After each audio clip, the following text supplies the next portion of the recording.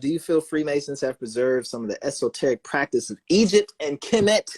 Oh, the Masons, those lovely little Masons. Um, no, but um,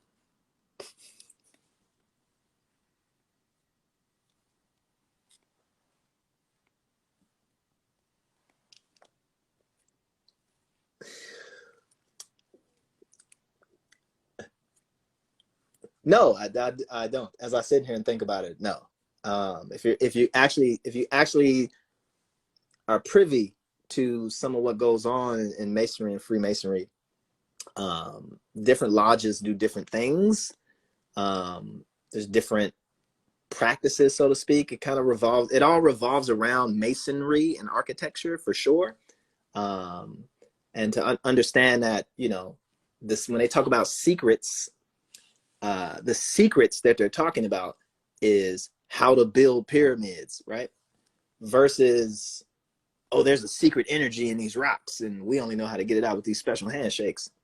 Um, but if you look at the tools or the objects of Freemasonry, they're architectural tools, they're measuring tools, they're the plumb line, they're the square, and all of that stuff.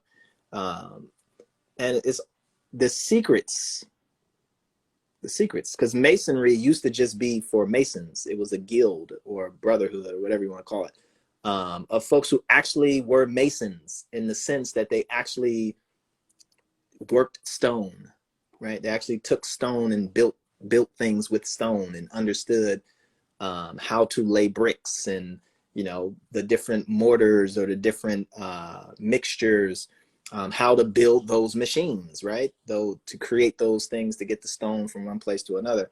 And there's a certain level of kind of secrecy to that. Why? It's trade secrets, right? Trade secrets. Here's a trade. We have our secrets. You have to be a part of the crew before we teach you how to do this, right? Why?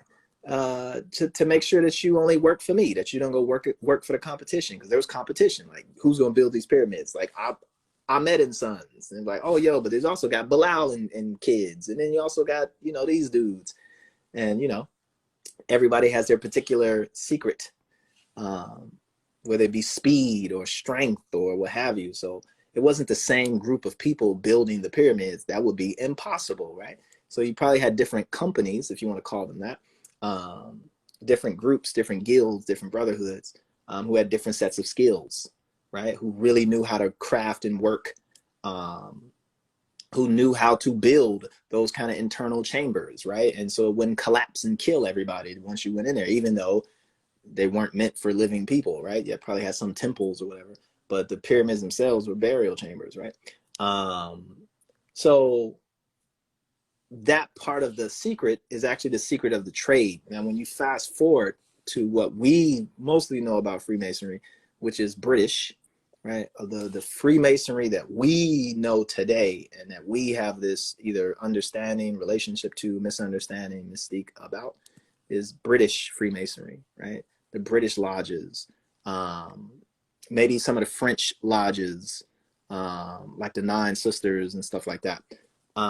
That's all kind of like mysticism, brotherhood. You didn't have to be a bricklayer to be a part of the crew type situation. To have a certain secret relationship to power, right? Because who are you building buildings for, right? You weren't building buildings for broke niggas, you know what I'm saying? Like, they couldn't afford no fucking pyramid or no apartment or something like that. They were living in shacks or whatever. So you think like, well, you were building churches or you were building political buildings. So you wanted to get those particular contracts, or you wanted to curry a particular favor with a particular group of elites, right? So yeah, you have these architects and these people of great esteem and great wealth, being a part of these uh, these groups, right? They had their particular events and their particular ceremonies, and it wasn't just the Masons. Like, it was, you would have it for furniture makers, or you would have it for, you know, clothing guilds or whatever the fuck it may be, right? You always have this layer of kind of secrecy to it, but you can make a direct connection in the sense that the pyramids are made out of bricklayers made it, it stood the test of time, right? Nothing else really exists, right? It's not like a bunch of papyrus or stuff, maybe, but not really, right? What you see most obviously are the temples and the pyramids. So if you're looking to find a way to connect yourself in the present being 200-300 years ago, back to a past or a heritage, one of the places that you can go, which is solid, would be masonry work, buildings and stuff like that. So I don't think it's too mysterious. I think there's a lot of kind of just pageantry that goes in organizations like that, but a lot of social stuff, you know, just having a place to go because life is boring. So it's like, I want to be able to go hang out with the homies and drink beer and talk shit and learn handshakes and, you know, et cetera, et cetera. Create a gang, join a gang mentality, you know. That's all it really is. But I don't think you're going to go in there and learn something about Egypt, becoming a Freemason, that you couldn't find out on Wikipedia. You might not learn the handshakes, right? You may not have a full understanding of every single practice that they do and the reasoning behind it, because again, it's all just layered and man-made. But, you know, I don't think they hold any grand secrets of the esoteric practices of Egypt. But shout out to the Masons. Stay on your square. You know what I'm saying? Do you know what I'm saying?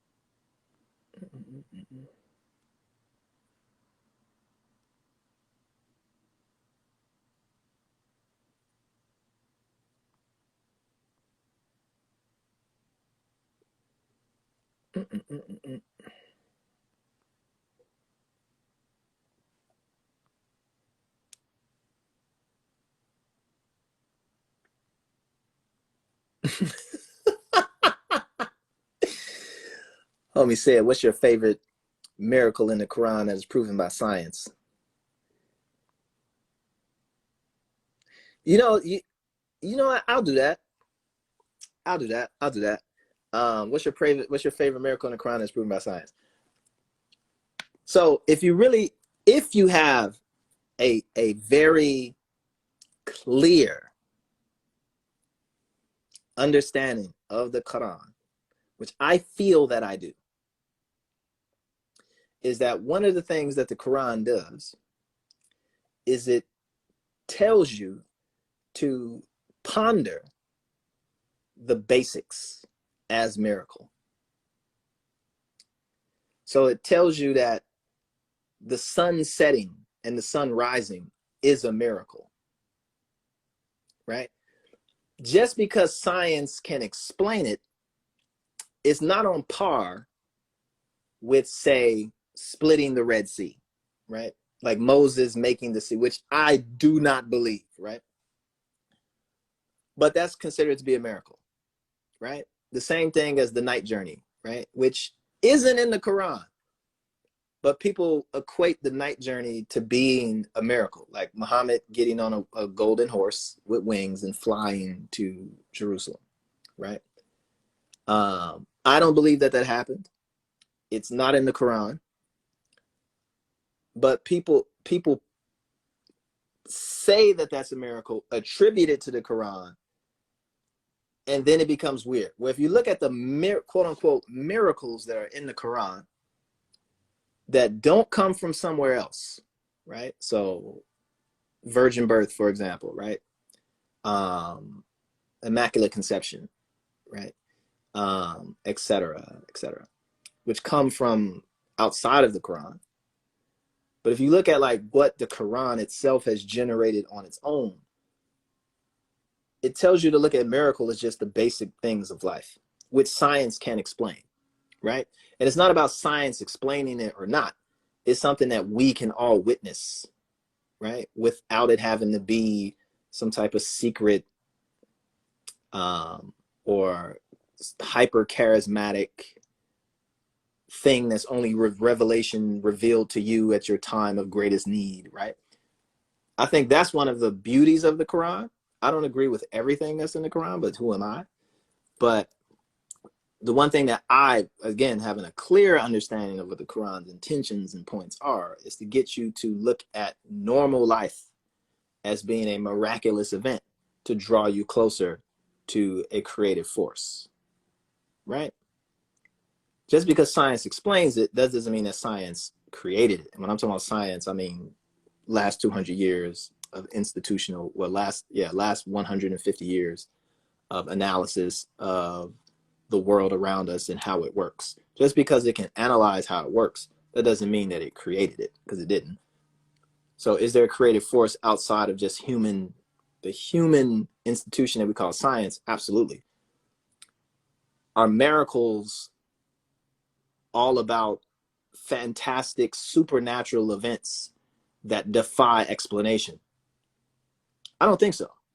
I believe that is an innovation in religion.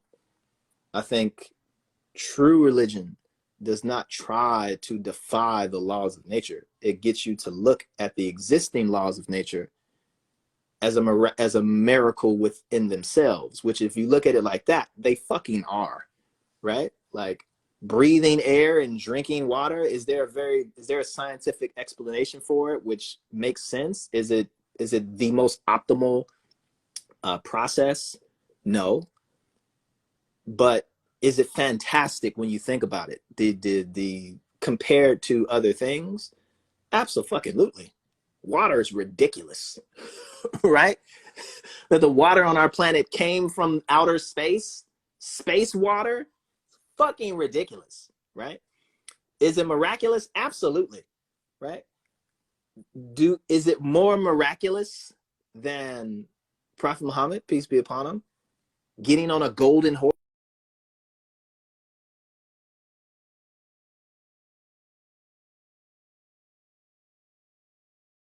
Absolutely. You know, absolutely. I'll take water over the nice journey any day. I'll sit and ponder a cup of water and be blown away by the creativity in that. Then, some guy got on the golden horse and flew to Jerusalem. So that's just my beliefs. The truest religions are the ones that teach you to look at the common things as miraculous.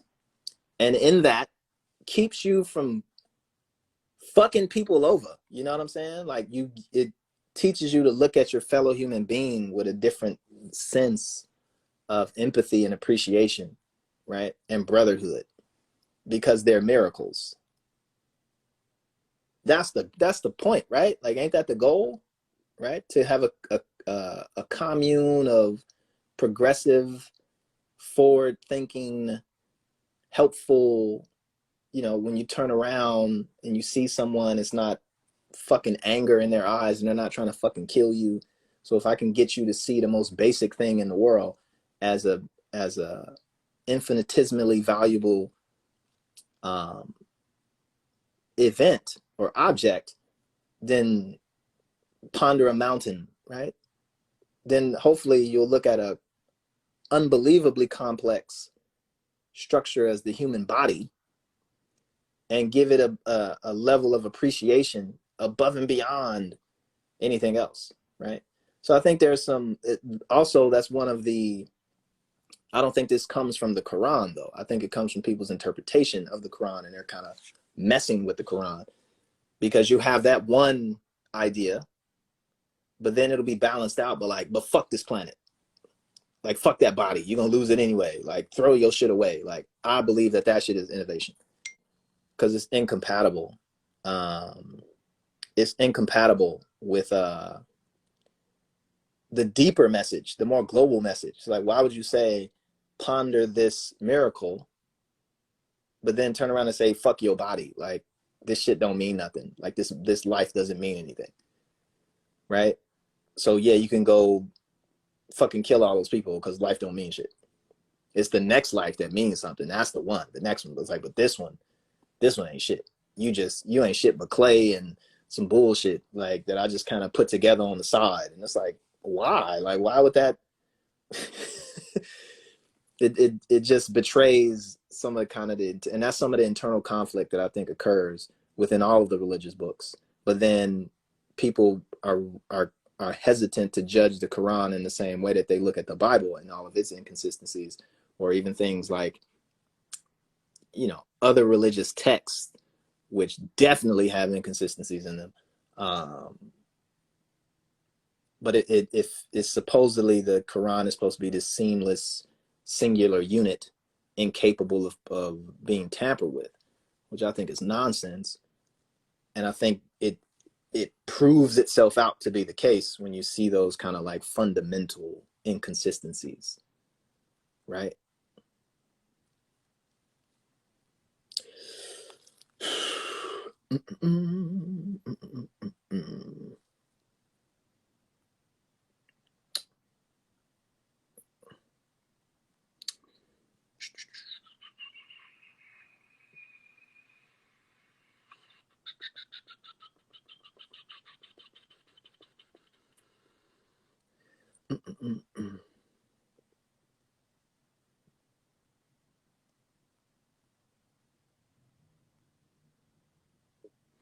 I don't see. That's the thing. I don't think the Quran established any signs.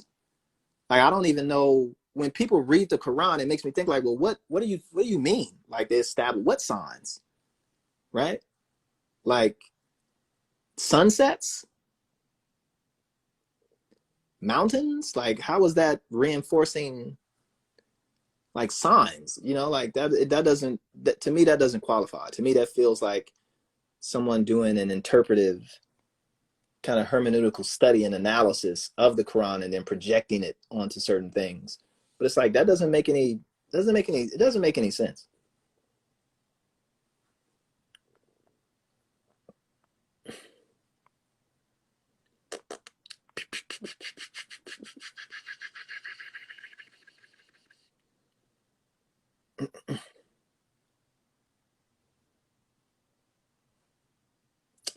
Uh, do you think the Quran has been tampered with? Yes. Yeah, I think so.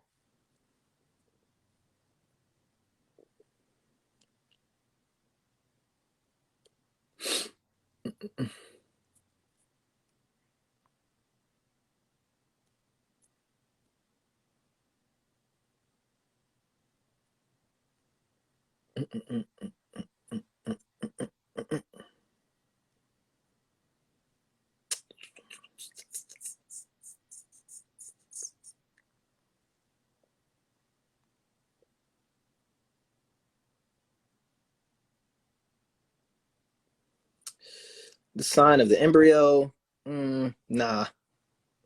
The mountains that are situated on pegs, mountains aren't situated on pegs. Or the separate of the salt and the fresh, that kind of doesn't make any, that, like, what does that prove? You get what I'm saying? Like, what does that mean?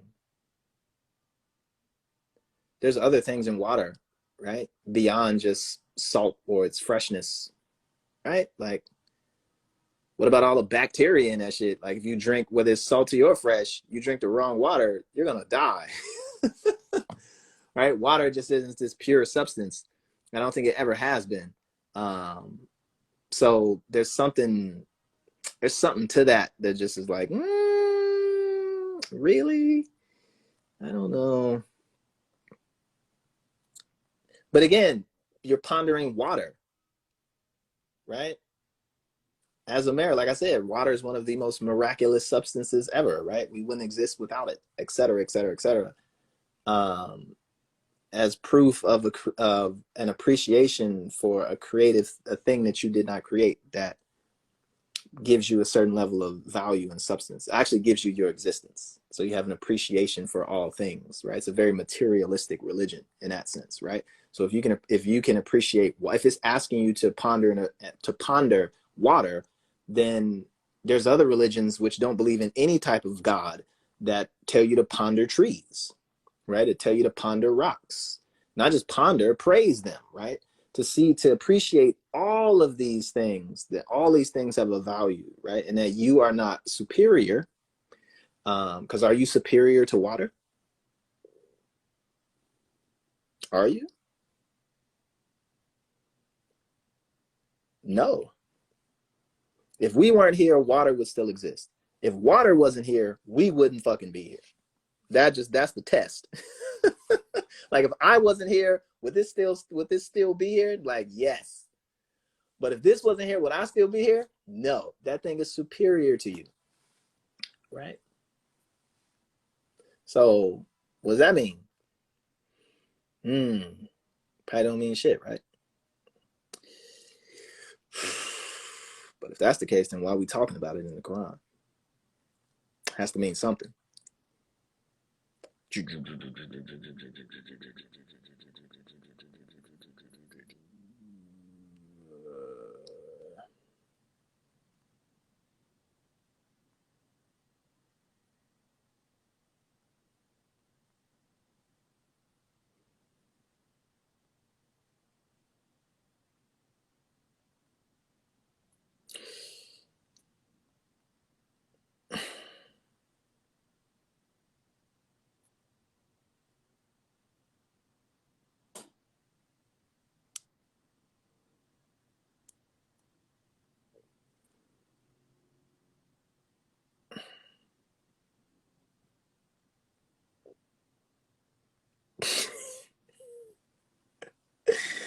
What?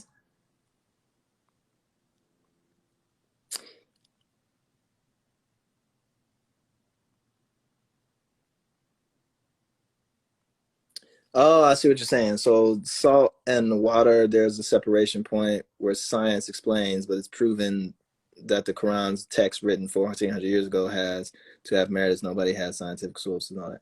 Nah, that's not, nah. Just because you can observe a difference, people knew there was a difference between salt water and fresh water before the Quran, right? People knew that. Like, people who aren't Muslim can recognize that there's a difference between salt water and fresh water, right?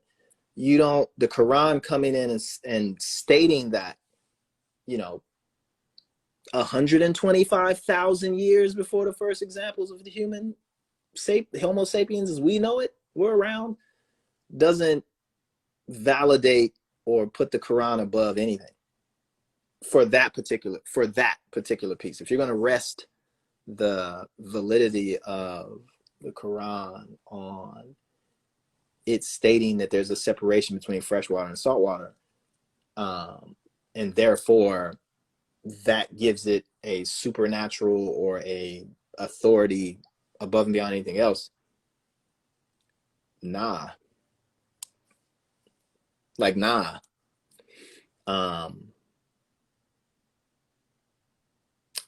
Nah. Like, nah. Like, nah. Um, you can't use the Quran for anything functional, right? The Quran doesn't teach you science, right? It doesn't teach you, it may teach you philosophy, it may teach you politics. It teaches you of a myriad of things, but it doesn't teach you how to make anything, right? It doesn't teach you how to take different elements and combine them in different ways to produce new compounds. It doesn't teach you that, because it's not meant for that. It wasn't written for that purpose. Muhammad wasn't a chemist. I believe if Muhammad was a chemist, then you would see that in there, but it's not.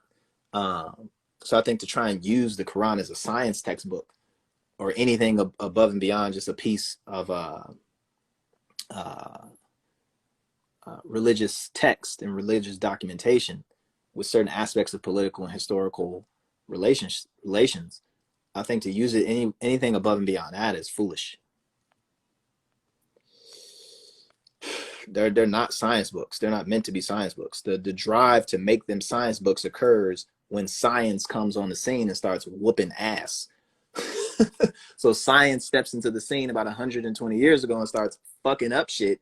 And then people are like, oh, no, we can still compete. So now we got to compete with science. And then it's like, oh, you know, separation of salt and water. That was the Quran. They're like, yo, embryos. That was the Quran. People didn't know about embryos before that. People didn't know about embryos before the Quran. People didn't know about reproductive cycles before the Quran. No way. I don't buy that. Do you buy that? I don't buy that. That people didn't know where babies came from before the Quran? No. People were having miscarriages. People were like, no. I don't believe that. And to like, no, but if you do believe that, then you can't believe the Quran. It's like, no, you can hold both. I just don't hold the Quran as a book of human physiology, right? As the authoritative textbook on the reproductive systems.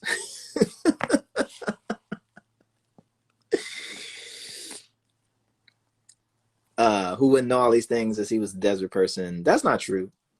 That's not true. The Prophet Muhammad wasn't just some random dude in the desert. Dude was 40 years old. You mean to tell me he just stayed in Mecca he stayed in Medina for 40 years? He didn't go anywhere. He flew to Jerusalem on a horse, right? So if that's the case, he didn't see anything else when he was in Jerusalem. He didn't talk to anybody. He didn't come. He wasn't. He obviously he did. Obviously he was 40 years old.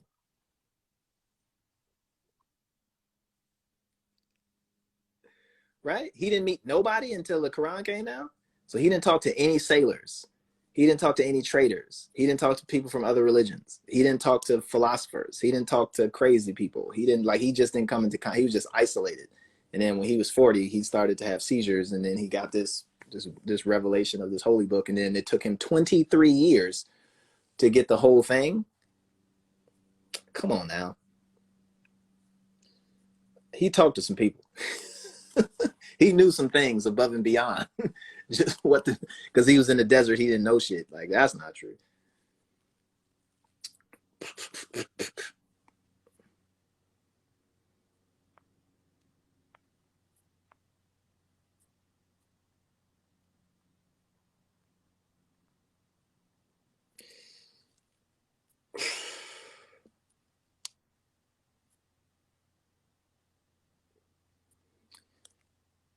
Yeah. I mean, he was 40 and couldn't know about all aspects. You see, that's the thing. You make the Quran seem as if it's just this like very rich textbook, learned on all subject of the human science and condition in the mind and philosophy. And it's not. Right? It's even super vague on its religious stories. Right? It just casually mentions, certain stories of Moses, but you can read the Quran and get a history of Moses, or read the Quran and get a history of Jesus or the history of Mary. It'll give you just very kind of like cliff note bullet points to get to a point, and then it's done. It's not giving you lineages and, stories and quotations and stuff like that. So it's not even rich in its sense of a religious text referencing other religious texts or other religious folk, right? Let alone it's definitely not rich in any instruction on anything scientific.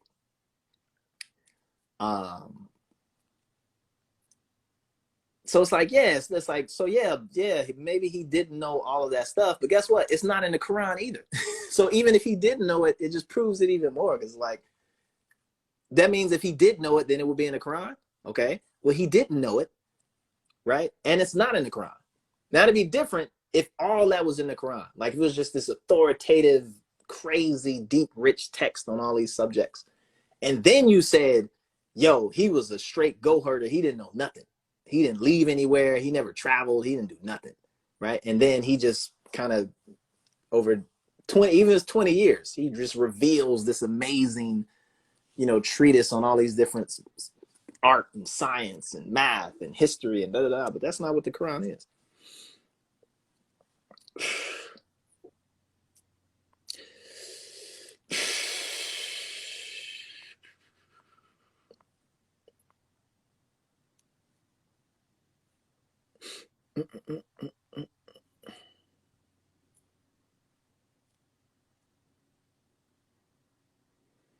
Yeah, but that's not the belief, bro. I'm Muslim, so it's not other people's beliefs. I was born Muslim, right? So there's always been this war over the Quran. This ain't nothing new. Like every Muslim that you meet doesn't believe the whole Quran like that. That's not true. Um, there's some people that definitely don't believe the hadiths. They're like, no, I don't believe that happened.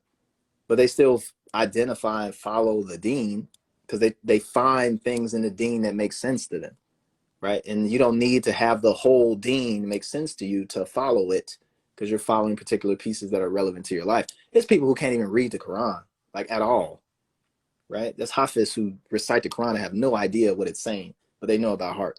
And for them, that's what it's about.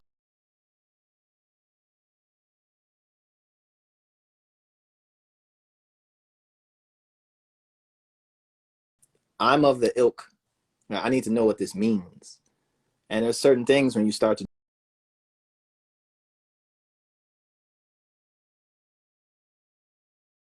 get into your deen, you'll see that these things don't make any sense.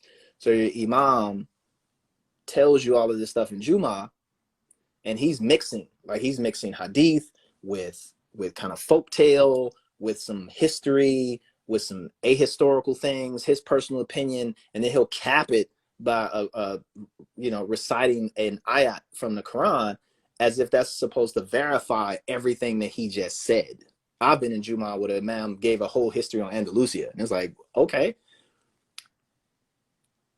like hundreds of years after the prophet existed, right? But that's the main course, as if that's supposed to reinforce or give you insight into something that happened 400 or 500 years prior. So you're not pooping on people's beliefs. This is the belief system. It is that varied and it is that wide. And I suggest that if you are Muslim, that you do a trip around the Muslim world, right? Get outside of your mosque and go to another mosque, right? A mosque that isn't even, not even that it's a Shia mosque or some other type of what's the word I'm looking for? A Sufi, very Sufi deep mosque.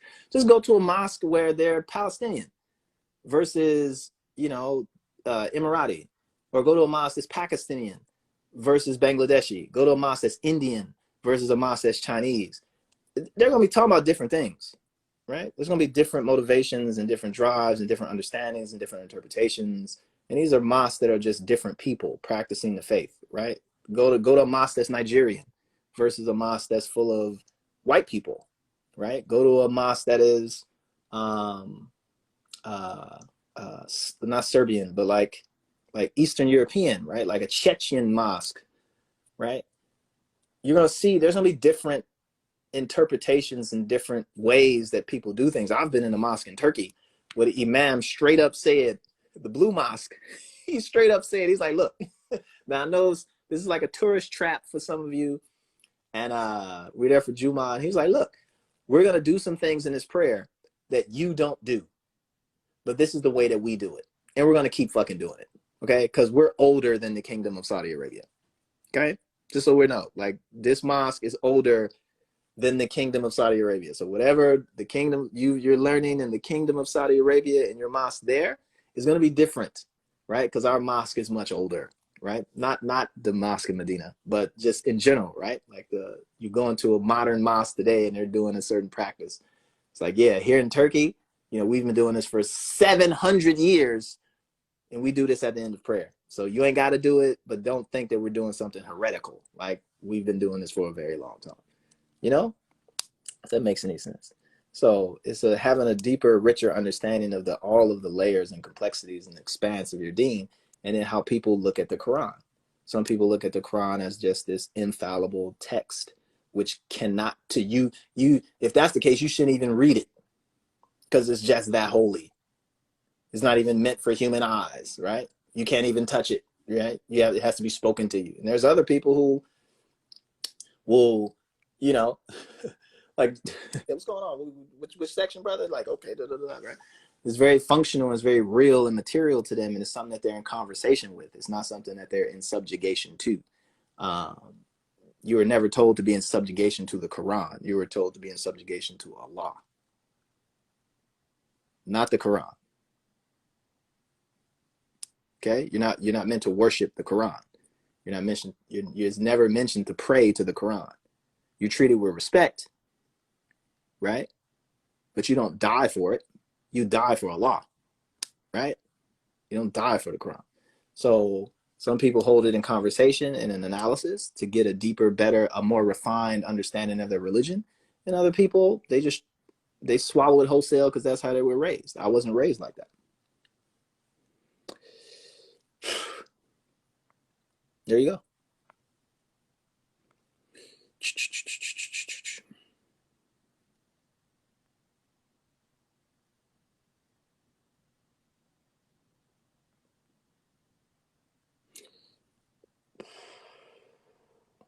How do you follow Allah's word without it?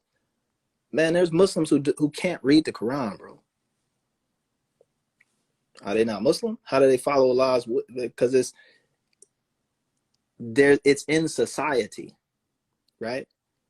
The Quran isn't giving you anything new in terms of how you should lead your life, right? It's if anything, like it says, it's reinforcing certain principles that came before, right? It's reinforcing certain traditions that came in the scriptures. It's reinforcing certain things that came in the gospel. It reinforces certain things that came in the Torah. It reinforces certain things that came in a lineage of those Abrahamic traditions.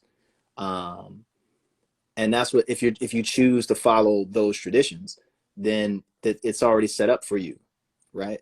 And so a lot of it is already, from the dietary restrictions to the marriage rights and all this other stuff, you know, it's enough to live a complete life through, and you can witness it in society, right? Islam takes place within a society, right? It was processed and born in a society to work within a society. And a lot of its scriptures either reference society or is prescribed to society, a certain behavior set, certain system of rules. So you don't need to read the Quran to be Muslim, right? It's not in the pillars. It's not that you have to read the Quran. State the pillars. What are they? Doesn't even mention the Quran. But where do you get the pillars from? You get the pillars from the Quran. Do you? Quran doesn't teach you how to pray. So if you followed the Quran, you wouldn't know how to pray.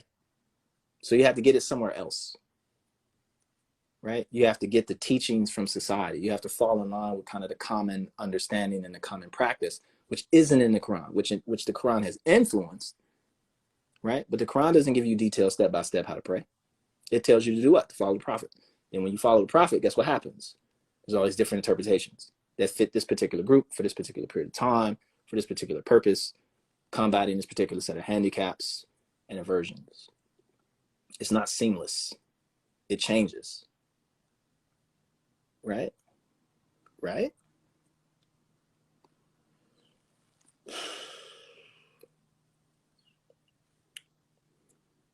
It's not false. If there's one thing I know, it's Islam.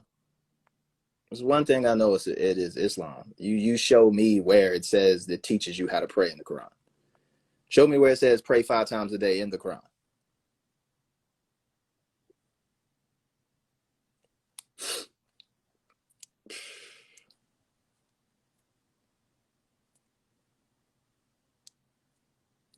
Do do do do do do do do do.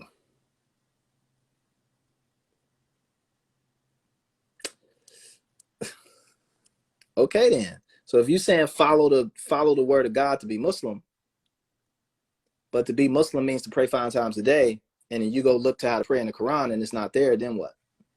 Where do you go? Because it's not in the Quran.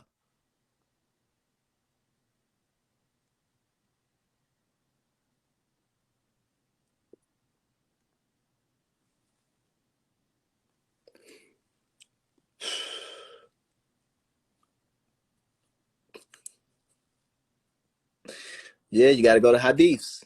Right. That's what I just said. So you go to hadiths, you go to the sunnah. In some cases, you might go to the sirah, but you go to the sunnah. And then what's in the sunnah?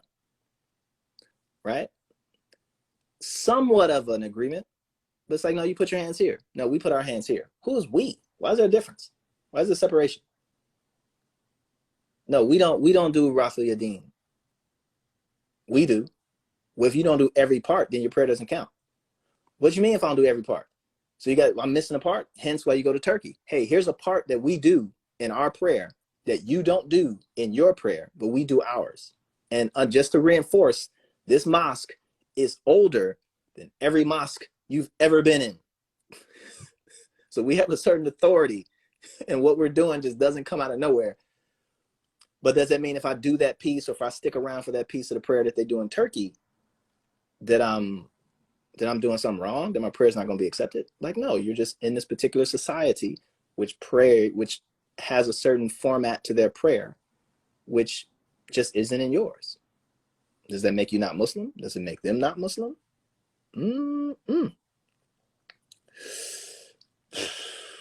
Is it in the hadiths? Which hadith? Right? Is their version of the hadith invalid? Is their isnad invalid? Is their chain correct? Is it incorrect? Is it fallible? Has it been changed? Does it matter? It's Muslims who don't pray at all, but they still consider themselves Muslim, but they're not Muslim. They go to Jummah, they're not Muslim. They fast, they're not Muslim. You got to do all of that to pray, do you? To be Muslim?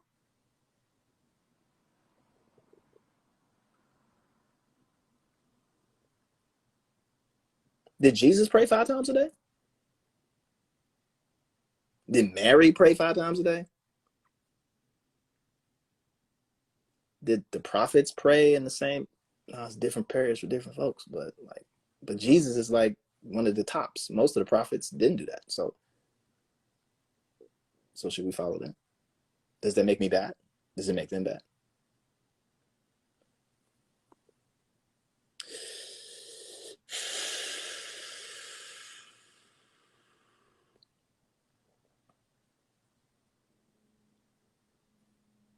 Yeah, look at the homie mama dude. He's like, you don't even know if your prayer's gonna be accepted. Like, then why am I doing it?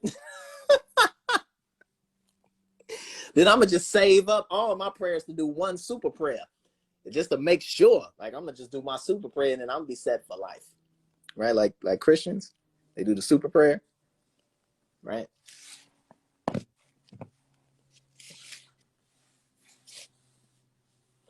They take Jesus as their Lord and Savior, then they're done for the rest of their life. Is that valid? That's not valid, man. You gotta stay. You gotta do it every day. You gotta do it all day.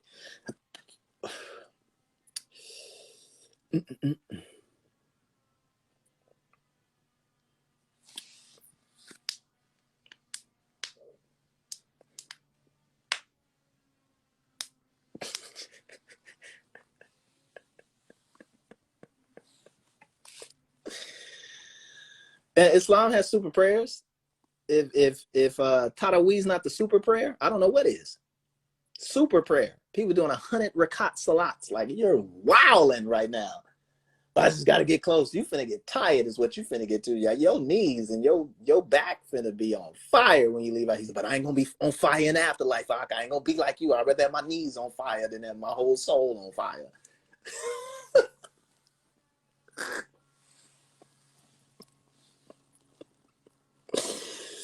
But do you think Allah forgave you for all them houses you broke into when you went to the joint and then converted? Do you think he forgave you for all that shit you stole back in the day? That's why you're doing all these 1,000 rakat salat taki? Is that what it is? Like, I'm just trying to get to the bottom of this. You're sending me to hell right now because I'm not sitting up here at 4 in the morning doing nafil with you. Shouldn't have robbed all them goddamn people.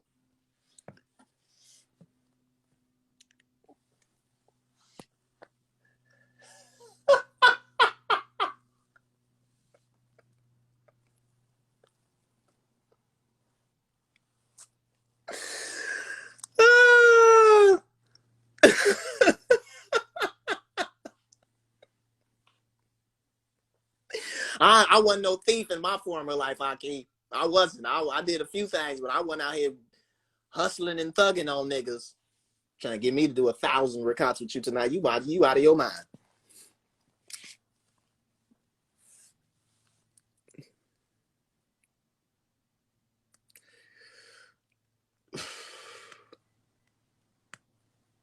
Yeah, let's talk about something else.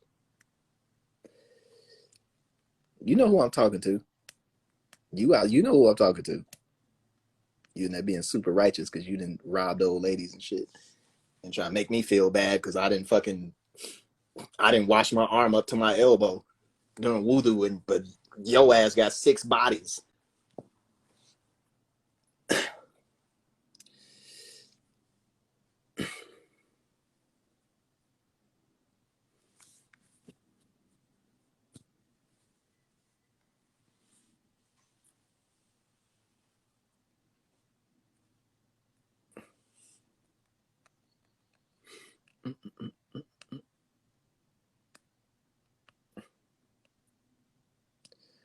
Let's bring in my brother Legacy. Come on, Legacy. Come on in here. Let's switch subjects, dog.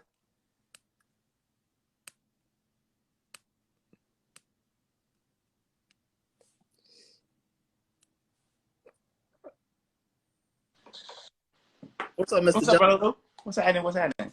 How you? How you living? I'm cool. Oh, it's gonna be a massacre, dog. Bruh, they got finessed, yo. Ooh, y'all finna get destroyed in this next election. I try to tell them they got finessed, yo.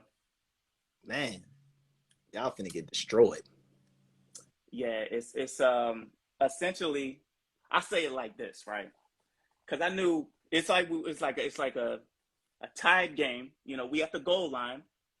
Terry, the quarterback, mans couldn't read the defense, right? My man thought it was a blitz, thought it was something else.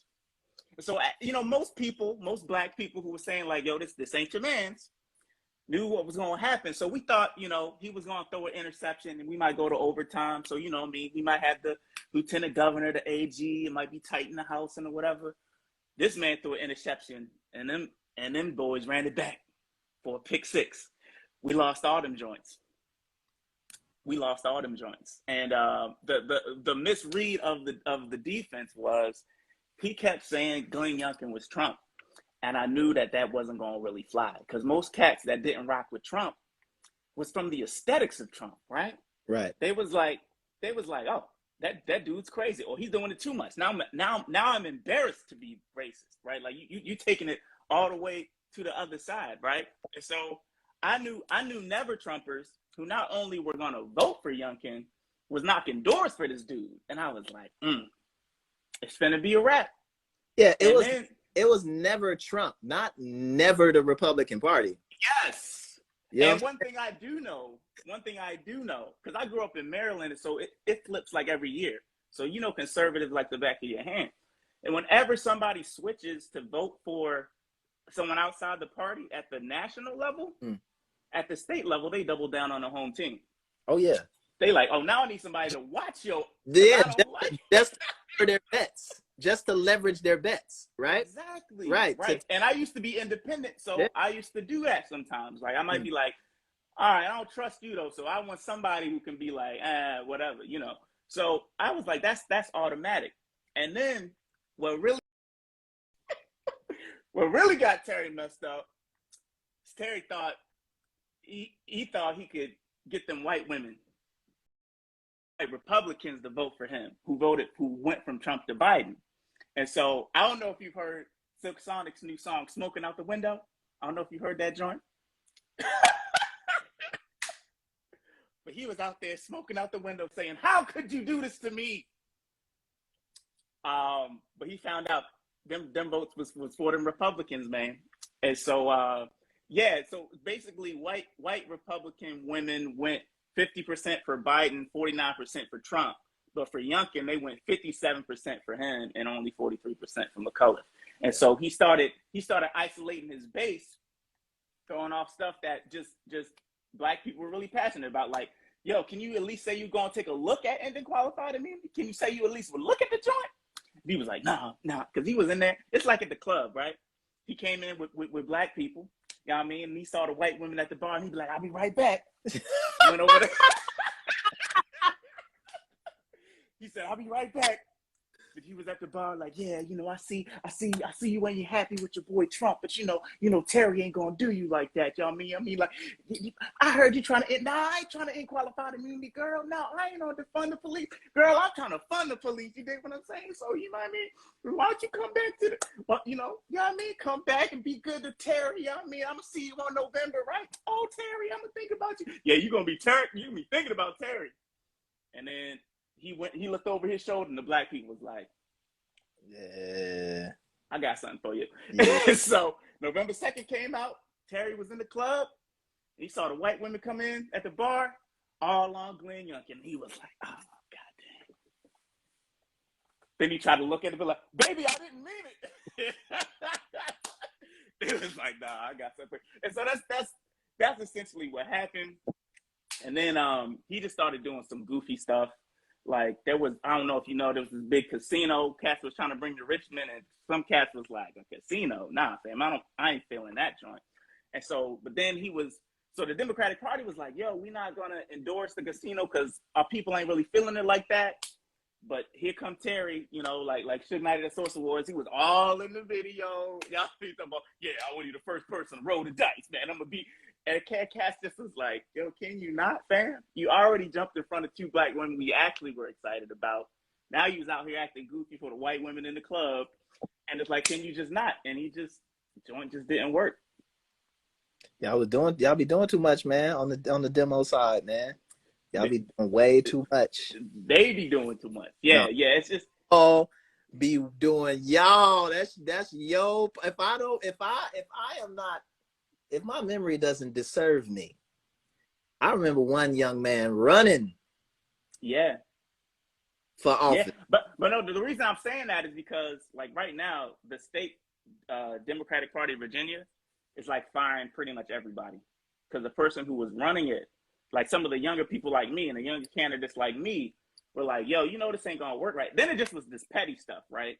Like, so the behind the scenes is that Terry, once he became the candidate, was like, oh, y'all didn't want to endorse me in the primary. Well, guess what? You ain't getting the bag to go talk to Black voters or whatever. And so they didn't really have any outreach because most of the Black people were backing one of the Black women he decided to jump in front of to be governor again.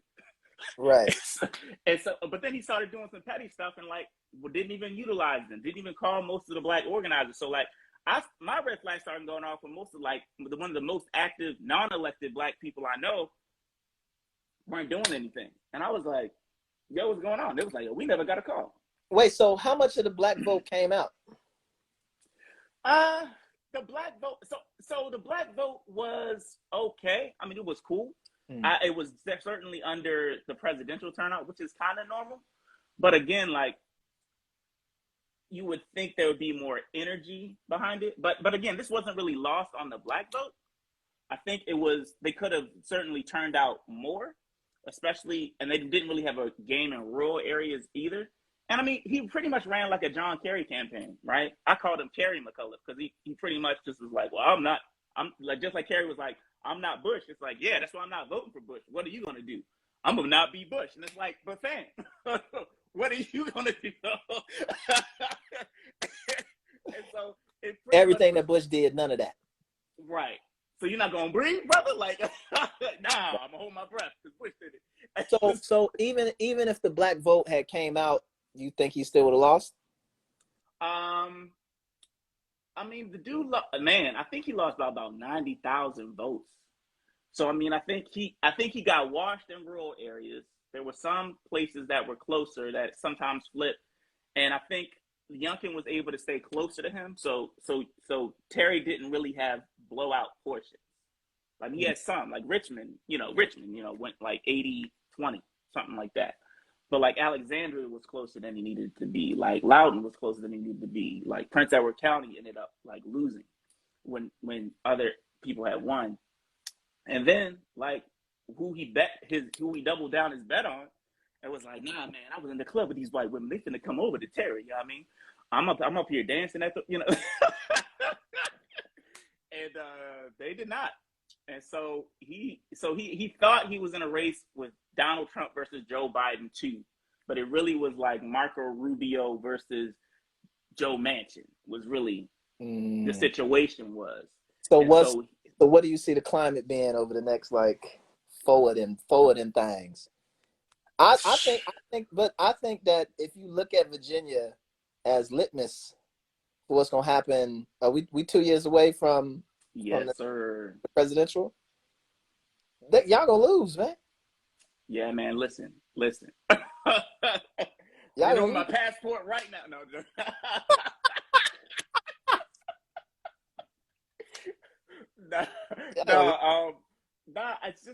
It's just the arrogance of it, man. Like anytime they get on that, it's my turn. I've done this, and I think a lot of their core base and like black voters and voters of color are just like, we tired of being surrogates and assistants to somebody. Like we need to be able to lead in this point, and it's just not happening. And then what also happened is it's hard to sell that like we're going to do all these things, which they did do some great stuff. And I worked in the last legislative session, but a lot of the stuff that didn't happen in an all Democratic run, we had a Democratic run, House, Senate, and the governor's seat, and black people saw after being out in the streets, all Democrat led, still not delivering on some things that we're very passionate about. Where it's like, oh, we're going to legalize marijuana so our white industries can get the bag, but we're going to leave the black people in prison. And it's like, why didn't y'all do this? We ran out of time.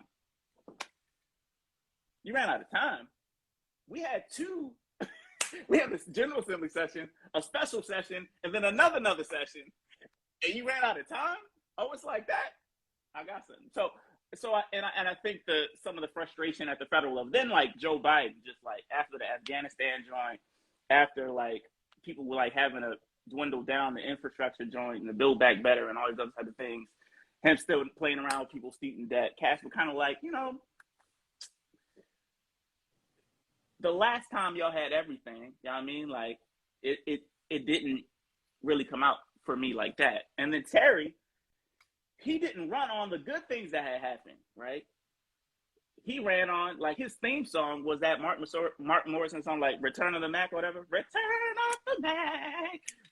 So imagine, like, we got, like, the biggest, like, we did some major stuff. And instead of running on that, he coming in there dancing, twirling in the video. Return of the Mac. All right, so look, and it's just like, yo, the message is not you, because people aren't passionate about you as a candidate. Number one. And the other thing that I didn't say out loud, but I can say it now that it's over, is like, people see you as an extension of the Clintons. Why do you keep calling your opponent Trump when he's not it? But even if he was Trump washed Hillary Clinton. So why would you bring up, right, that your opponent is a person who has beaten who the public most associates you with? Let me ask you a controversial question, which is going to get you in trouble. It's all good. Not me. I'm already on everybody's blacklist. Not me, because I'm already canceled, Jack. I'm already on the mayor's double blacklist. The Muslims, the Egyptians, just from this shot alone, I'm done on all fronts.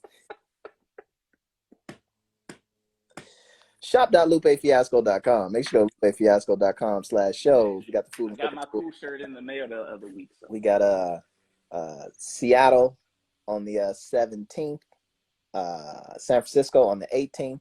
We'll be in Reno, Nevada on November 20th. And then December 29th and December 30th, we'll be in Brooklyn, New York. Food and Liquor Tour. The Reno, Nevada date on November 20th is not a Food and Liquor Tour date. We'll be doing all of the songs. So if you're in Reno, come out. Come holler at your boy. But so just wanted to do that little commercial break before I I'm actually gonna pull up to one of those New York shows, yeah. with these crazy ass questions. Do you think that the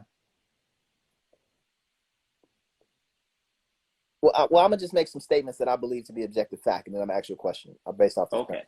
All right, cool. I believe when you take classes of people, and if you want to say races of people, but let's just say black as a class, right? But I think certain classes of people, there's steps that you have to take, right, towards power, right? So it's like there's politics, there's business, there's academics, there's outright military, training type situations like that. And then you have to kind of go through the process of each one to get to a state of parity on par with the governing class, right? Or what you would consider to be the mainstream class, right? Which in America is white folks. Mm-hmm. So do you think, with politics being such a subjective and kind of wide array of counter moves and counter steps and reactions and equal reactions here and all of this other stuff, versus something a little bit more objectively forward like academics and business, right? Do you think that black folk as a whole are skipping steps, and that we have not necessarily satisfied some of the more fundamental steps for whatever reason, right? Intentionally, unintentionally, forced to, we ain't got no choice, whatever. Do you think that we're a couple steps, we're skipping steps before we can get to having political kind of influence? Mm-hmm. Or am I kind of... I would say no. I think that's true. I think when black people got political power, and I'm glad that we did. I think that we, in some ways, abandoned some of the power bases that we had, such as an organized spending block, right? Of like, either you do this or we finna whatever. Right now, it's like, man, what you mean? It ain't like that. I'm still trying to, or So it's a little bit there. So some of the economic power base that we have, and that was just some people talk about what we lost in integration and things such as that. So some of that as well. And then you also have a class split between people who have kind of comfortably sat into the system and in proximity to power versus the people who are kind of like suffering under that system and don't really have that much of a say, whether because of respectability politics or whatever it may be, and that there's this kind of class split. And I actually was talking about, there's this leadership roundtable that has like Fannie Lou Hamer, Angela Davis, Stokely Carmichael, and then head of the National Urban League and a bunch of other people. So you get to see this. And someone asked Fannie Lou Hamer, do you think there's, and this was after Nixon, right? So Nixon and Trump, post civil rights, post, I guess, Obama. And so, it's a similar type of vibe. And she talks about how there's been a class split within the black community, and that you really only see class solidarity in a way that can really make an impact once rich black people, or bougie black people, as some people would say, start to suffer politically under a system that says, I don't care, because you're not white, you finna get these hands, right? And your richness can't. So he talked about when schools closed down, right? It's like, yeah, all these black principals who were, of a certain class, once it was racist and they were like, yo, we're going to integrate these schools, but we're not going to hire any black principals, so you're a custodian with us now. Then we had an understanding and a power base that we could build on for those such of things. So even how we interact and approach within the political base, right, is still very much, I think there was a little bit of that within Trump because it's like, yo, it's crazy out here. Oh, snap, George Floyd, it's crazy out here. Yeah, so there was a little bit of that. But then as soon as Biden got in, or as soon as, we can see Kamala on TV with the pearls on, and people like, oh, we good, we back now. I don't really need to, And so you see that split. And so there's a split.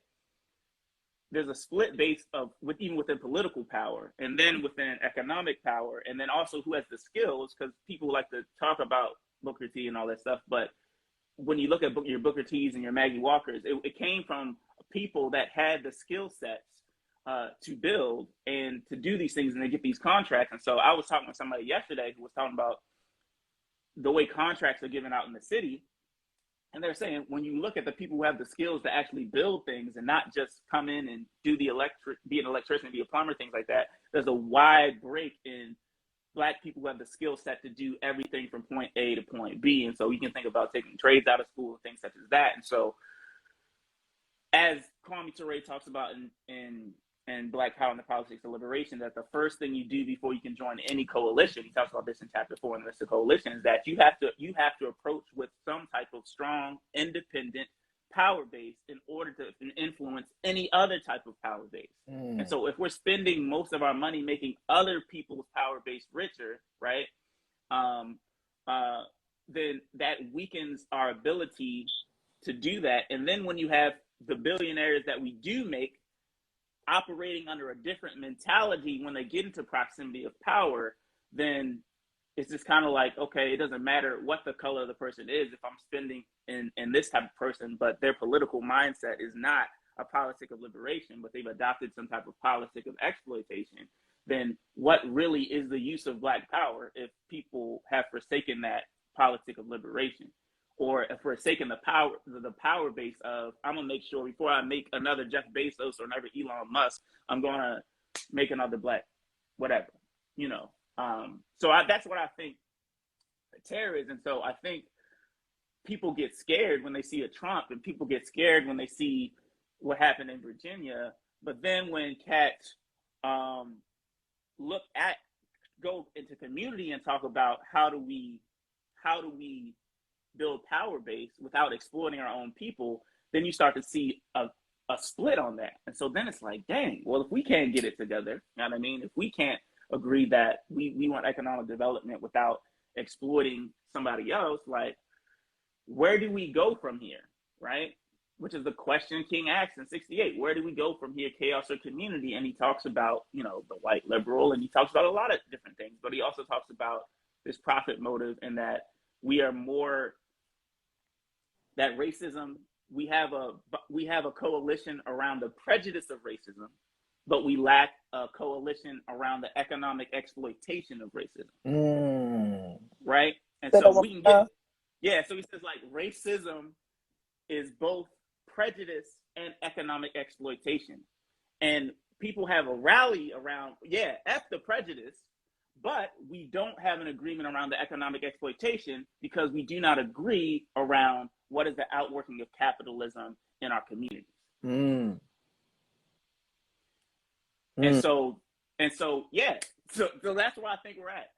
And until those questions get answered, and as different voting blocks grow, like as white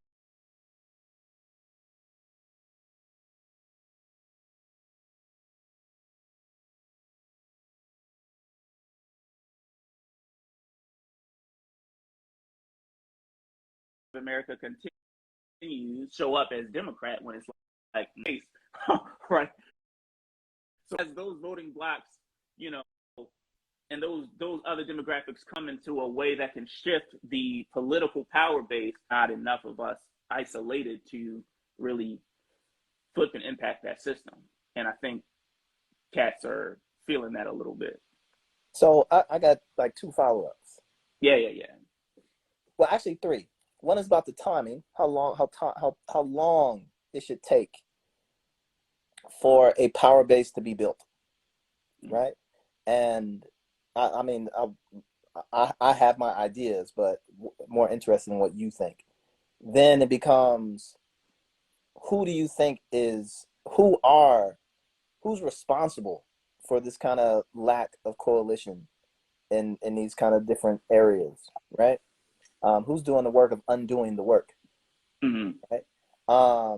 And then thirdly, it was what institutions do you think that we should be investing in right now, right? Mm-hmm. I'll speak to that. I don't believe it's politics.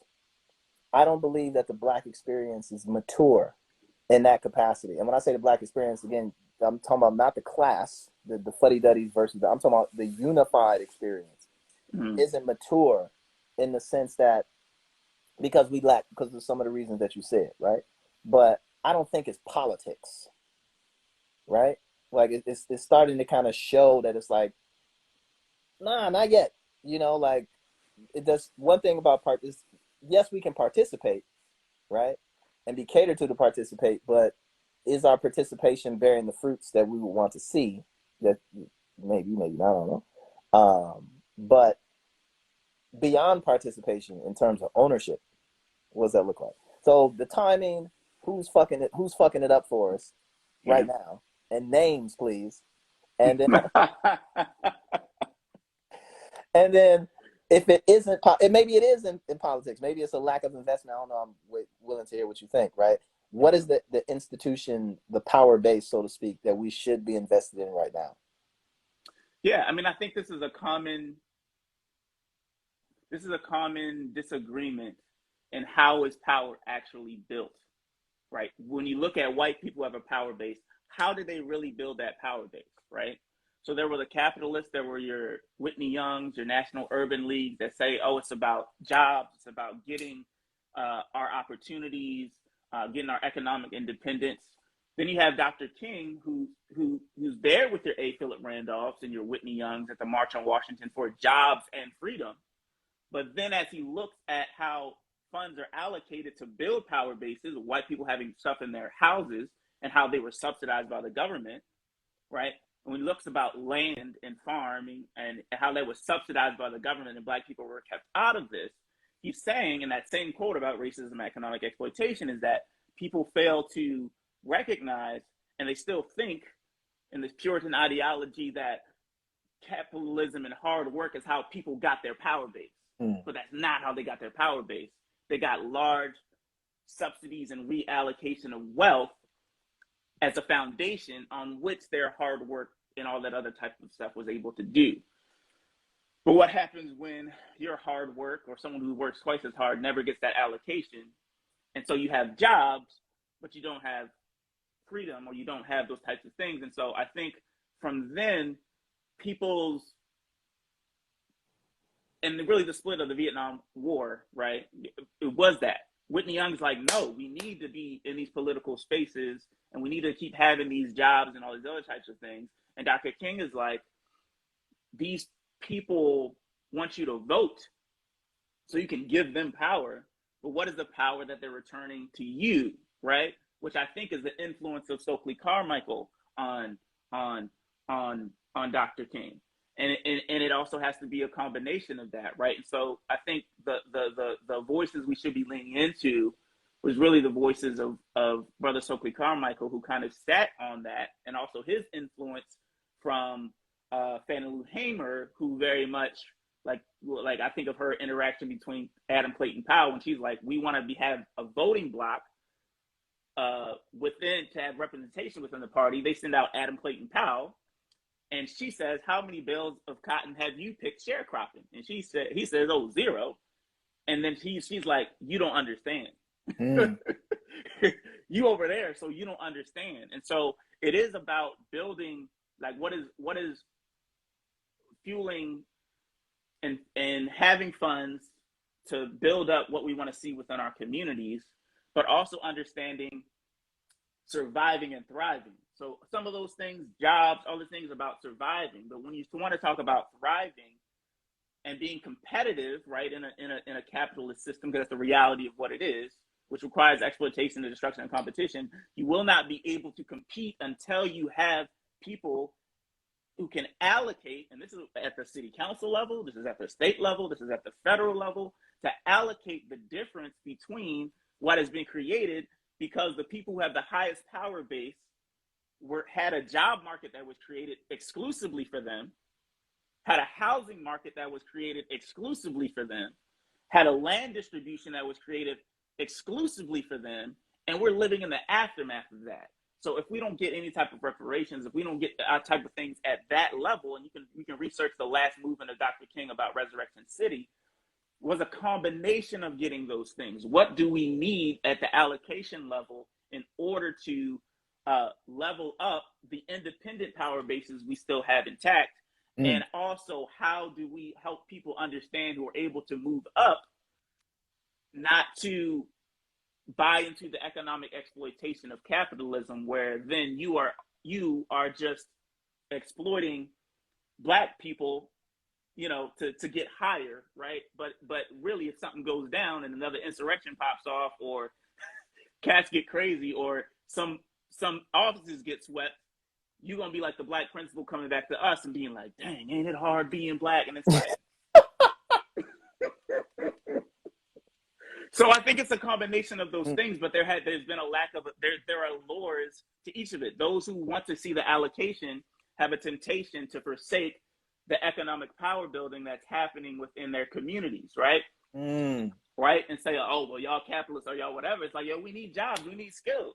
You can't put it all in politics. And the cats who are very much about, you know, I'm gonna get mine and I'm gonna get out the hood and all this other type of stuff, but then will be used as the success stories of people who not only don't want to do the allocation, but want to further the disparities in the allocation and funding that we're seeing.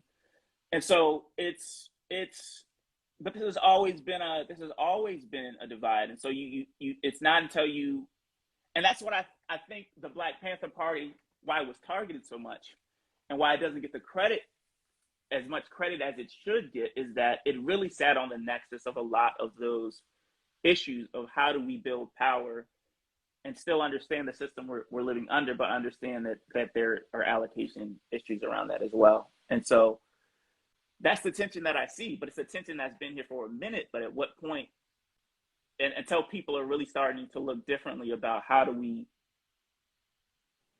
I think we confuse, and I think this is the political part, I think we conflate representation with liberation, right? Representation, and if you really think about it a different way, because Lyndon B. Johnson told you the game, for poor white people, I don't gotta give poor white people anything, I just gotta give somebody to look down on. But when you look at representation with Black people, the flip side can be, I don't have to give Black people anything, I just have to give them someone to look up to. Right? So you got poor white people that ain't getting liberation, looking down at Black people, and you got poor Black people not getting liberation, looking up at Black people that look at them and think, oh, because they made it, I made it. And they're like, no, we were allowed to make it, so y'all stop asking for it.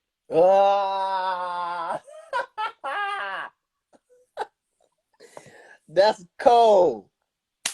That is a cold analysis, my good sir. You have become very concise over this pandemic. I know it used to be like 45 minutes, like, God dang, brother. Wow. Yeah. They give the poor whites something to look down on to keep them deliberated. Right. And they give poor Black people someone to look up to who's also Black. Right. Right? To look up to keep them deliberated. Right. That's a cold. And Brother Fred Hampton was moving in those nexuses and saying, you stop looking down on me,